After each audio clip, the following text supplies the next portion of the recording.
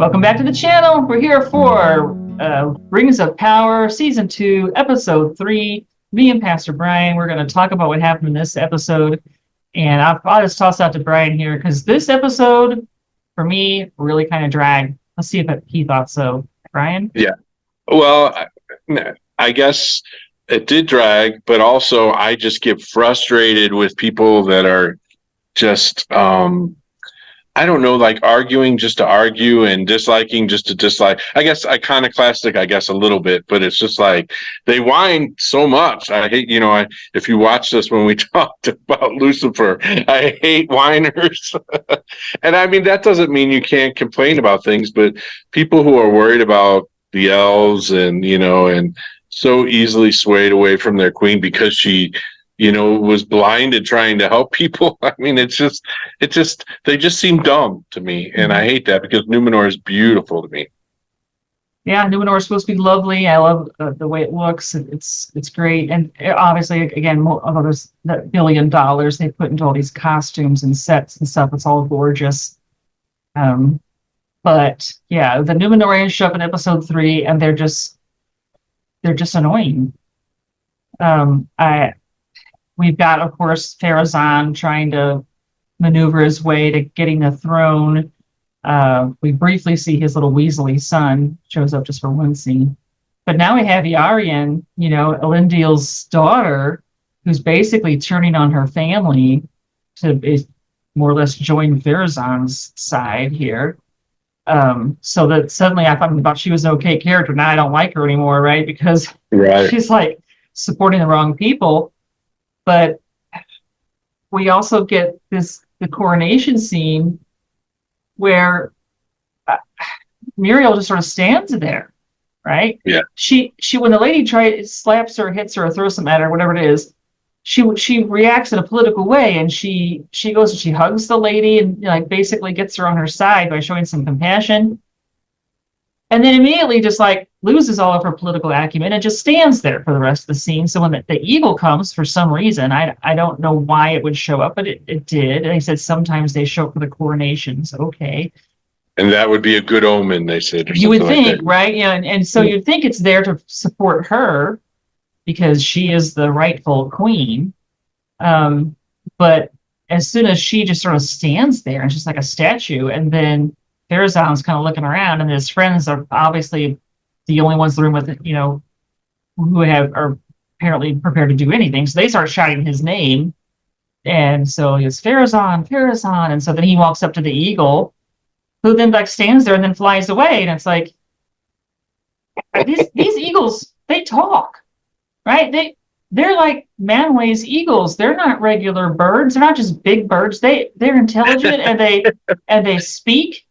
And there's no reason why that eagle couldn't have said, "Look, Ariel's the queen, and I'm here to see her coronation. So whoever you are, dude, get out of the way. I would like to see this." No, it just sort of stands there and then flies away. And Pharazôn's friends are able basically to take control of the room, and Muriel's still just standing there. Yeah. Without. Yeah, so much so that I wasn't sure. I thought, well, is that why the eagle came to bring it, to not have her, I mean, I don't think so now, thinking back on it. I mean, I think it's there for the reason I thought it was there.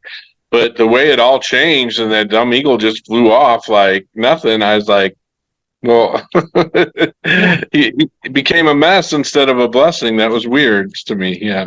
Right. And then we have Iarian, who's going to do the big reveal of the Palantir, right? So the king told me that this is how he was getting his, advice, what he's getting his advice from. So the whole reason we got involved in that war in Middle Earth against, the Orcs or whatever is because of this, and she has this Palantir.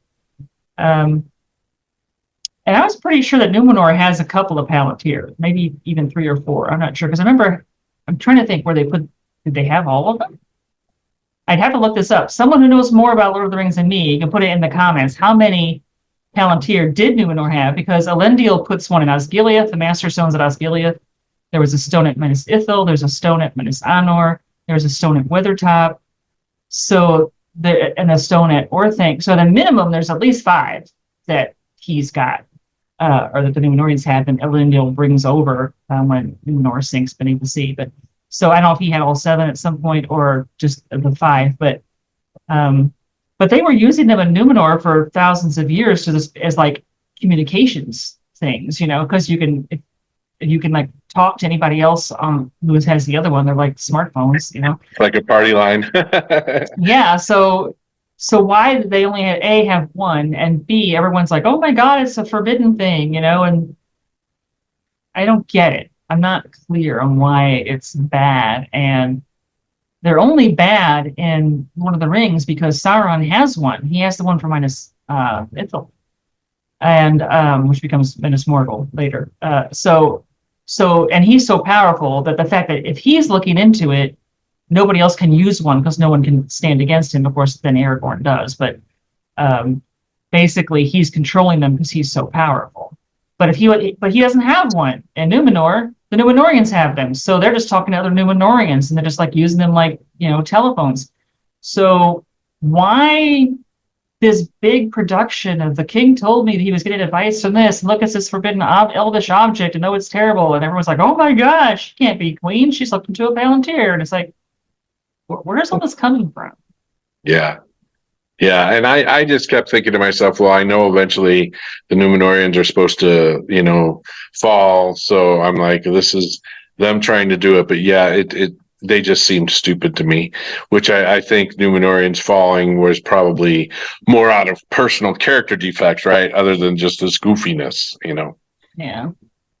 Yeah, I guess, Tolkien wanted something that's kind of like Atlantis, and also like a pre-Noah kind of Genesis story, I guess, because the God's going to come and flood things, but limited in this case just a Numenor, just like Atlantis was sunk beneath the waves, and so you get this sort of Atlantean tale. So obviously they're going to have to like turn bad, and so we know that we don't even have to like have foreshadowing because Numenor is going to get destroyed. And the whole world is going to get changed. I mean, at the end of the Second Age, that's when the world becomes a globe. It's flat at this point in history. But after the sinking of Numenor, it becomes a globe. And, the Numenorians, the ones that are left, take off on their ships to try to find, is there anything left of Numenor? Can they find, Valinor? And they can't. And they come back and say, all roads are now bent. Because no matter which way you set out, you always get back to where you started, because now the world is circular. So, all roads are now bent. So the Numenorians get really annoying. Really annoying. And so the scenes of Numenor just drag to me, even though it's gorgeous. Love her costumes. Love the jewelry she had on. It was gorgeous. So, that was great, but just the whole Elendil and Muriel standing around like, oh, let's just let Pharazôn take over the kingdom while we just stand here agape. I mean, she's sort of been trained to be queen her whole life. Does she not have any like authority or, Right. But I mean, personal like charisma and authority, and I'm projecting her, will. You'd think that she'd have learned how to do some of that while her father was kind of training her up to be the queen. And instead, she just sort of stands around like, an eagle showed up. Oh, everyone's shouting Pharazôn's name. I'll just sort of stand here. Yeah, it just didn't work for me. I meant to ask you, and there may be nothing to it, but they spent like a whole scene on this whole red or white. Yeah, I don't know what that was on either. Okay, I was like, why are we still talking about? And of course, he was wearing red and she was wearing white. But I mean, I was like, is there something we're supposed to know about this red or white? Because this went on forever. I didn't know what was going on.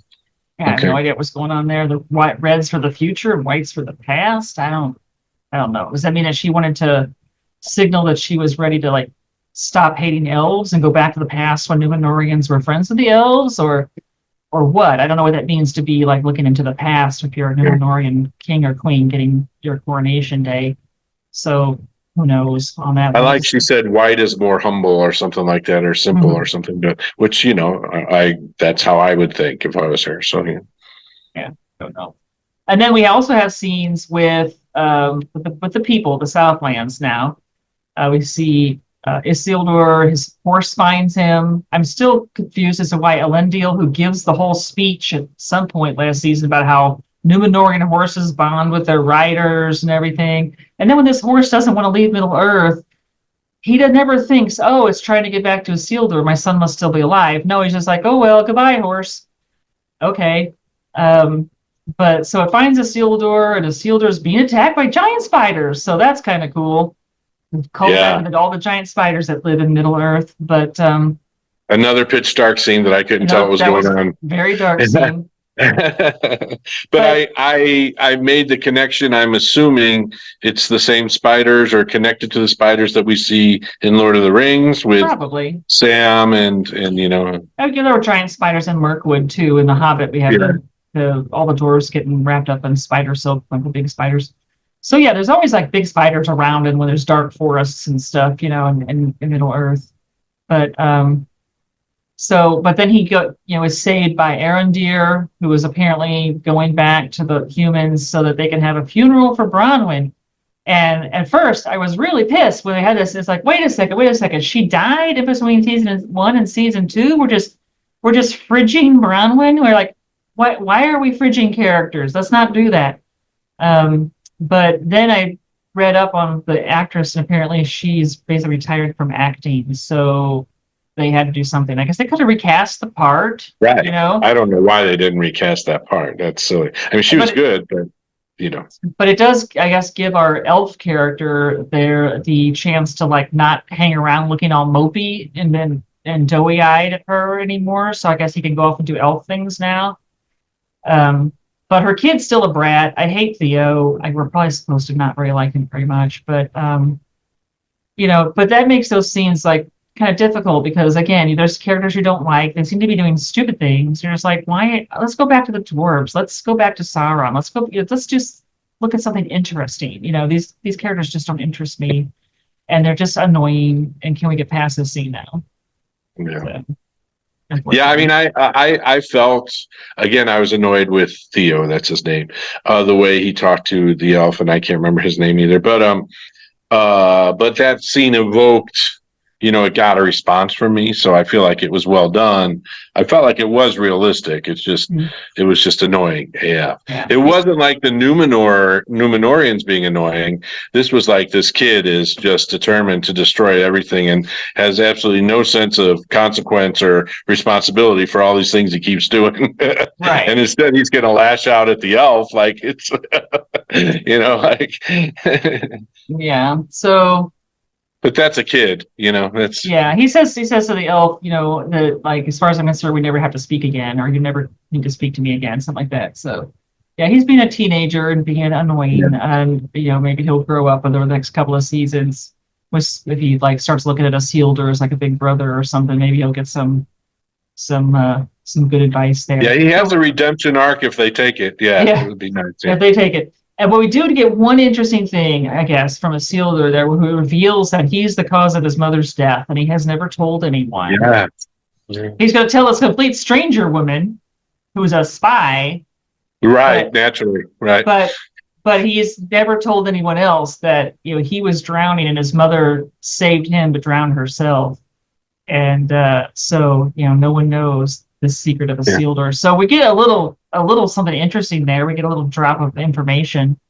I feel like something Sauron could really use against him. Yeah, if he finds out, he'd go to Lendil and be like, well, you know why your wife really died? Your kids never told you, but and I just thought it was funny because that lady was playing it. It reminded me of like when strippers say they love you, right? Like, you got to be pretty dumb to believe that and that's how that lady was being. It was like, she's being all friendly and all that. And I'm like, can you not sense the danger here? Stranger danger, bro. Like, stop. Right. Yeah. So Isildur isn't the brightest, bulb there, but then he's not surrounded by any bright bulbs unless you count the elf, because Theo's certainly not, and the other humans not so much either. So I guess in comparison he's actually doing pretty well. He's got heart. I don't know if did he ever get his horse back? I mean, the horse went to all this to find him in the woods with the big spiders, and then the horse gets stolen by that woman's friends, And That was a cool scene when the horse kicked all their ass, though. yeah, but it's like, but now where's the horse? And I'm worried for the horse now because like he came He back for ran into the Isildur, woods. but Yeah. Isildur didn't go back for the horse. Yeah. It's like, horse, you picked the wrong master apparently because he's gonna like leave you behind. You didn't leave him Well, the behind. horse should find him. Yeah, but then he didn't like return the favor. So maybe he'll find the horse in the next couple of episodes or something. I have a feeling the horse is not gone. I think we will see that horse again. Yeah, probably. All right, so this oh, and I brought myself notes here because I can never remember which episode things occur in. Yeah. I did like the scene in Adar's camp where we see an elf with like a woman elf and a baby elf orc with a woman and the baby. Oh, and it's just like, oh, so now we're revealing how orcs reproduce. Well, there are girl orcs and baby orcs. All right. So it's been revealed. Because like in the movies, Saruman just kind of like stuck them in little like gooey pods and like grew them, I guess, with his powers. But we don't know how Sauron makes them. That was how Saruman made them. And there's different kinds of orcs. You know, the ones that live in the mountains and the ones that Saruman creates, and the ones that Sauron uses, like different breeds or races or something. I don't know what the right word would be, tribes. But so there's different kinds, and now we know. And now these are Adar made orcs, right? Or something, or Adar fathered. I mean, they call him father, and he's I don't know. Lived long enough to impregnate a bunch of elf or orc women. Why keeps him an elf? He's I don't kind know. of got that creepy. Yeah, he's a lover and a fighter. He's kind of creepy like that. Yeah. Yeah. Well, that was one nice little bit where we get to see just for a brief second that that orcs have families, and that needed a trigger warning. I wasn't really ready for that. I was like, what the WTF? Well, Tolkien didn't have this problem, what you do with orcs, because Tolkien didn't think killing was good. And yet you have your characters just like wiping out orcs left and right without any sort of moral compunctions whatsoever. So, because when they're faceless, like, you know, stormtroopers in Star Wars, it doesn't really matter if you kill a bunch of faceless guys because you know the audience doesn't care. But when you see that they have families, and in Lord of the Rings, it's when Sam's wearing the ring, the Cirith Ungol, and he's eavesdropping on the orcs. And the orcs are saying things like, you know, I hate working for these guys. They mean the Nazgul, the ring wraiths. You know, they don't care about us. I just want to like leave and go set up shop somewhere in the mountains and basically like steal from travelers, you know, and stuff. And so it's like they're like any like army grunts from any army of any age. You know, they're just griping about their officers and how they don't want to be in the army anymore, and they hate being that no one seems to care about their lives and just throws them out on the battlefield to die. Cannon fodder. Yeah. And it's like, so now you're like, orcs are like people. You know, they're not so bad individually. I mean, he does want to kill travelers. I mean, he's not like a great character, but it's not like he's just a nameless, faceless person, you know, non-person, I guess, you know, that you could just kill without any kind of moral consideration. He's got opinions, and he has wants and desires and goals. You know, it's and what grunt from any army is, you know, they'd have something common. You could stick somebody from like World War I, you know, and Tolkien, you know, next to this dude. They could gripe about, yeah, our officers did this or whatever. Well, I guess Tolkien was an officer, so that would work. But anyway, you've been conscripted into the army, and you're a human. Well, you could have talked to this orc about it, you know, and they would have the same opinions on things, you know. So at that point, you're like, well, now how do I feel about just my good guys just like wiping orcs out left and right, you know? Should they be thinking about the moral dilemma here? Is there a moral dilemma? Now that we know that orcs are people.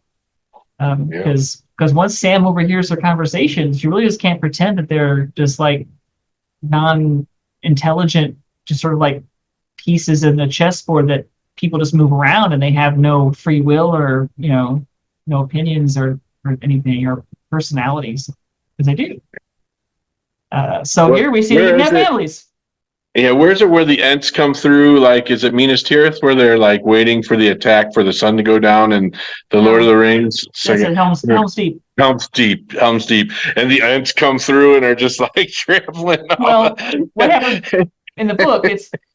In the book, both Gandalf and Aragorn treat orcs as people. Gandalf says, "I have pity for the." Yeah, he does say Says, "I have pity for even his slaves." He means Sauron. He says his. And then Aragorn goes out on the wall and he senses through his magic ranger senses, his Manorian senses, that the horns, the tree-like ents, are gathering, and that these 10,000 orcs aren't going to make it till dawn. And he goes out there and he says, if there's an enemy coming up behind you, you should run. This is your chance to escape. And they laugh at him, and they don't, because they don't believe him, obviously. But he does feel like this moral compunction. He does go out there and warn them that they're all in danger and they need to run.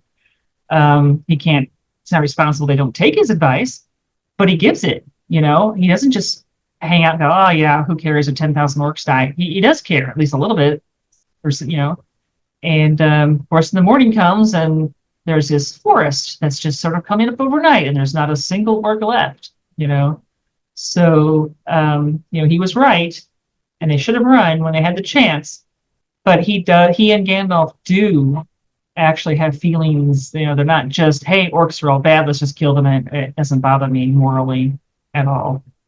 So at least we get a little bit here where we see this little orc family, with a little baby orc. So I was like, wow, yeah. Yeah, so how are we going to feel about orcs, by the time this series ends, I suppose? Well, it'd be interesting to see what they're doing with it. Yeah. All right, well, thank you for joining me, Brian, for episode 3. Next, we'll have to get to episode 4, and then we'll be halfway through the season. It's only 8 episodes. So, and I have not heard of they filming season 3 yet, because they wrapped up season 2 like early last year before the strike. So, yeah, those episodes were in the can for a long time before they finally made it to Amazon Prime. But they also took a long time in post. I don't know. I mean, maybe they were waiting for this time of year to release it, but it feels like it still could have been ready like earlier. It seemed like a long time, even though even though the strike screwed things up. Yeah. And who knows? So hopefully we'll see a season 3 information on that at some point. But in the meantime, we got to wait for episode 4. All right. So thank you for joining us. Tell us down below. Yeah. And you remember, hit like and subscribe, and even that little bell notification if you feel like it. And we would like to hear your comments. If I said something wrong about, I'm not remembering things correctly from Silmarillion or Lord of the Rings, you put that correction down there and let me know, because there's a lot of stuff in there, and I don't always remember it all the right way. So you can just tell me when I'm wrong. And I remember the weird details that don't have anything to do with anything. That's my That's your specialty, your superpower. That's my specialty, yeah. Weird right. details. Well, we'll see you next time. Bye. All right, thank you. Bye-bye.